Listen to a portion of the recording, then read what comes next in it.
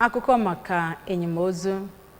Enyela ozu Leta Chuba Ofochebe na be ya dị na Mgbuka village Umunnachi na kansụl ime obodo dị n'Okofia. Leta Ofochebe bụ onye nwụrụ ka ọ gbachara afọ 75, bụ onye bụbu registrar Federal Polytechnic Oko n'oge gara aga. Onye nta akụkọ anyị bụ Chukwuemeka Modelem gara ya bụ mmemme enyemozu maka ọrụ anyị ka o si gaa.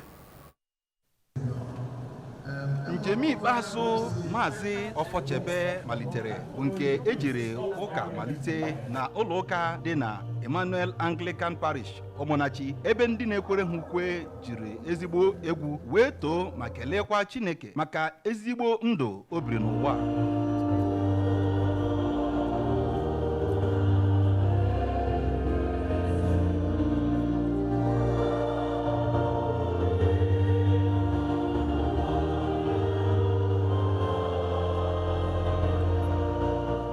Mgbe ọ na-ekwu okwu Chukwu ka bishọp nke na-ahụbu maka diocese nke dị na isi ukwu atọ nakwazi Umunnachi, ọ bụ Most Reverend Samuel Chukwuka gwara ndị otu Kraịst ka ha gbaa mbọ na-arụsi ọrụ ike site n'ịna-ebi ezigbo ndụ ka ha wee nwee ike gbanarị ntaramahụhụ nke ga-adị ebe maka ndị biri ndụ ọjọọ n'ụwa tupu ha nwụọ. N'okwu nke ya, onye jikwazi ọkwa Archbishop nke Ecclesiastical Province dị na Niger, bụrụkwazi bishọp nke na-ahụ maka Ọka Diocese, bụ Most Reverend Alexander Ibezim, kọwara Ofochebe dịka ezigbo onye otu Kraịst ma bụrụkwazi onye gbara mbọ n'ụzọ pụrụ iche iji mee uche Chineke mgbe ọ dị ndụ, ma hapụkwa ezigbo mkpụrụ na ya bụ diocese nakwazi n'ụwa nke ọtụtụ ndị na-eso ụzọ Kraịst ga-eṅomi were na-ebi ndụ ha.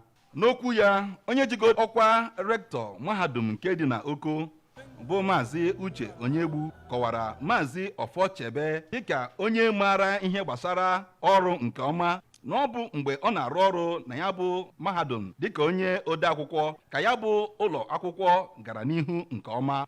Ihe ọ kụziri elika maka na ọ bụ mmadụ nwere ezigbote agwa.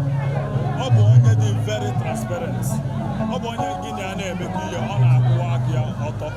Ọ bụ na onye na-aha and ọ bụ onye na-eme service to humanity. Ọ na-emelụ ndị mmadụ aka. I'm very proud to be his son. So I went on ka Chineke nna Chineke ọba Chineke ọzọ ọlụmdụlụ obi ya na ndokwa anyị ma na ọ nọ na alaeze Chineke na-ezu ike.